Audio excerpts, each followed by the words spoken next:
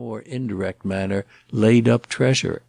Treasure was not to be, in any form whatever, of their dreams or of their waking sense, and the years that followed had limped under their weight, had now and then rather grievously stumbled, had even barely escaped laying them in the dust. The school had not prospered, had but dwindled to a close. Gedge's health had failed, and still more, every sign in him of a capacity to publish himself as practical.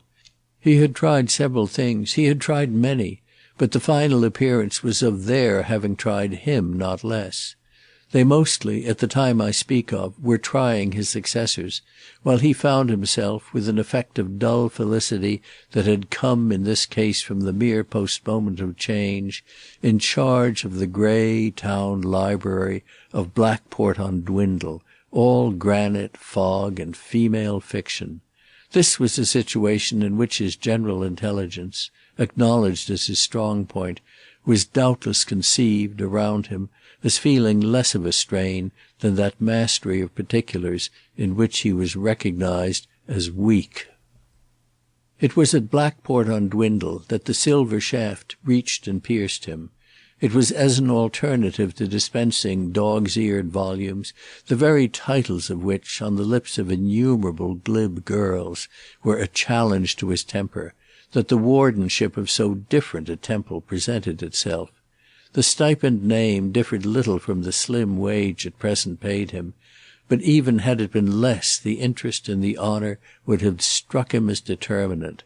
The shrine at which he was to preside, though he had always lacked occasion to approach it, figured to him as the most sacred known to the steps of men, the early home of the supreme poet, the Mecca of the English-speaking race. The tears came into his eyes sooner still than into his wife's, while he looked about with her at their actual narrow prison, so grim with enlightenment, so ugly with industry, so turned away from any dream, so intolerable to any taste. He felt as if a window had opened into a great green woodland, a woodland that had a name, glorious, immortal, that was peopled with vivid figures, each of them renowned, and that gave out a murmur, deep as the sound of the sea, which was the rustle and forest shade of all the poetry, the beauty, the colour of life. It would be prodigious that of this transfigured world he should keep the key. No, he couldn't believe it, not even when Isabel, at sight of his face, came and helpfully kissed him.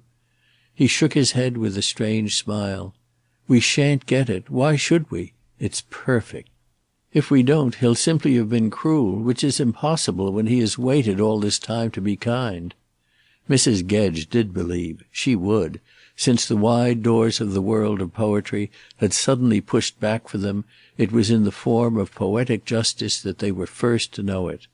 She had her faith in their patron. It was sudden, but it was now complete.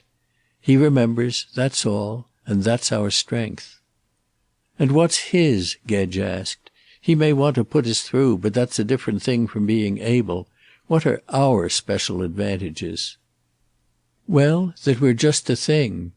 Her knowledge of the needs of the case was as yet, thanks to scant information, of the vaguest, and she had never, more than her husband, stood on the sacred spot. But she saw herself waving a nicely gloved hand over a collection of remarkable objects, and saying to a compact crowd of gaping, awestruck persons, "And now, please, this way." She even heard herself meeting with promptness and decision an occasional inquiry from a visitor in whom audacity had prevailed over awe. She had been once with a cousin, years before, to a great northern castle, and that was the way the housekeeper had taken them round. And it was not, moreover, either, that she thought of herself as a housekeeper. She was well above that, and the wave of her hand wouldn't fail to be such as to show it. This and much else she summed up as she answered her mate. "Our special advantages are that you're a gentleman." "Oh," said Gedge, as if he had never thought of it, and yet as if, too, it was scarce worth thinking of. "I see it all," she went on. "They've had the vulgar. They find they don't do. We're poor and we're modest, but any one can see what we are." Gedge wondered. "Do you mean?" "More modest."